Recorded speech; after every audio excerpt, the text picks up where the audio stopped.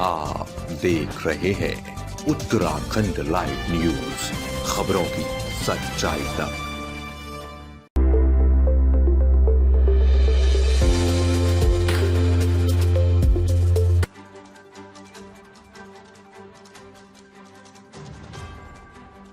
प्रयागराज माघ मेले में शंकराचार्य विमुक्तेश्वरानंद का अनशन जारी, प्रशासन से माफी की मांग पर अड़े। प्रयागराज माघ मेले में पालकी रोके जाने के विरोध में शंकराचार्य स्वामी अविमुक्तेश्वरानंद का धरना दूसरे दिन भी जारी है। वे उसी स्थान पर बैठे हैं जहां रविवार को पुलिस उन्हें छोड़कर गई थी। बीती रात उन्होंने ठंड में पंडाल में ही बिताई और पिछले 24 घंटे से अधिक समय से अन्न जल का पूर्ण त्याग कर रखा है। सोमवार दोपहर आयोजित प्रेस कॉन्फ्रेंस में शंकराचार्य ने स्पष्ट शब्दों में कहा कि जब तक प्रशासन स्वयं आकर माफी नहीं मांगता तब तक वे अपने आश्रम में प्रवेश नहीं करेंगे। उन्होंने कहा कि वे फुटपाथ पर ही रहेंगे और किसी प्रकार की सुविधा नहीं लेंगे। शंकराचार्य ने परंपरा का हवाला देते हुए कहा कि इतिहास में जब भी शंकराचार्य गंगा स्नान के लिए गए हैं, पालकी में ही गए हैं और हर वर्ष यही परंपरा निभाई जाती रही है। अविमुक्तेश्वरानंद ने ये भी स्पष्ट किया कि जब तक पुलिस प्रशासन सम्मान और निर्धारित प्रोटोकॉल के साथ उन्हें ले जाने नहीं आता, तब तक वे गंगा स्नान नहीं करेंगे। उन्होंने संकल्प लेते हुए कहा कि वे भविष्य में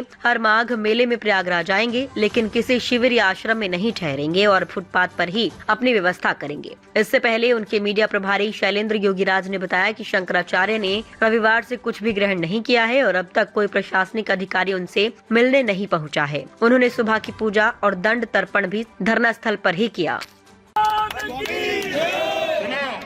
शंकराचार्य वो है जिसको बाकी 3 पीठ के शंकराचार्य कहें कि शंकराचार्य है, तो बाकी 3 पीठ में से 2 पीठ के शंकराचार्य हमको शंकराचार्य कहते हैं। पिछले माघ मेले में हमको साथ लेकर के स्नान कर चुके हैं। जब स्वयं श्रृंगेरी के शंकराचार्य जी, द्वारका के शंकराचार्य जी हमको कह रहे हैं कि हम शंकराचार्य हैं, हमको साथ में लेके स्नान कर रहे हैं, तो अब किस प्रमाण की आपको जरूरत है? ये प्रशासन तय करेगा कि हम शंकराचार्य हैं कि नहीं है। उत्तर प्रदेश का मुख्यमंत्री तय करेगा कि भारत का राष्ट्रपति तय करेगा? भारत के राष्ट्रपति को भी अधिकार नहीं है कि वो तय करे कि कौन शंकराचार्य है। शंकराचार्य का निर्णय शंकराचार्य करते हैं और हम निर्णित हैं। पुरी के शंकराचार्य जी ने हमारे बारे में कुछ नहीं कहा है। उन्होंने न तो कहा कि ये नहीं है और उन्होंने न तो कहा कि ये है। वो साइलेंट है।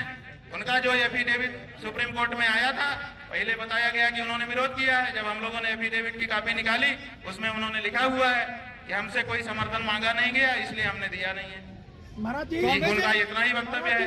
तो 2 शंकराचार्यों का प्रत्यक्ष लिखित व्यवहारिक समर्थन और तीसरे पीठ के शंकराचार्य की मौन स्वीकृति हमारे साथ है। और कौन शंकराचार्य है ज्योतिष पीठ का, बताइए?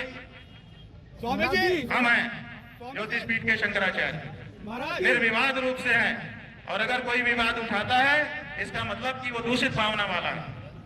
और अगर जो अपने आप को कहता है कि मैं ज्योतिष पीठ का शंकराचार्य हूँ, वो आकर के बात करे। जितना साधुवाद कम है।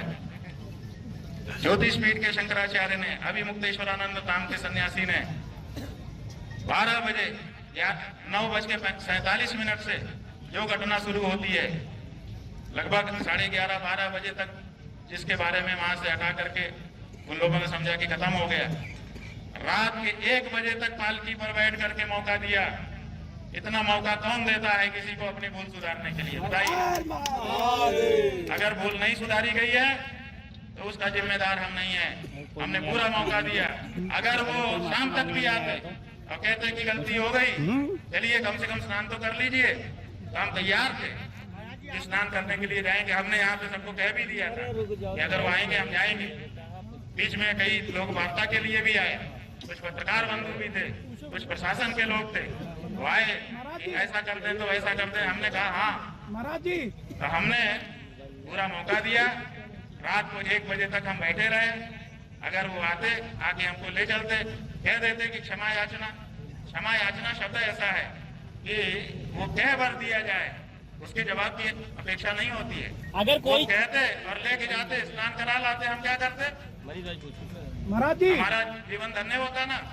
लेकिन हमको ये टेक तो ना रखनी पड़ती कि अपना शिविर होते हुए भी हम बाहर दरवाजे पे बैठे। आप समझो कितना कठिन होता है। चलिए महाराज जी।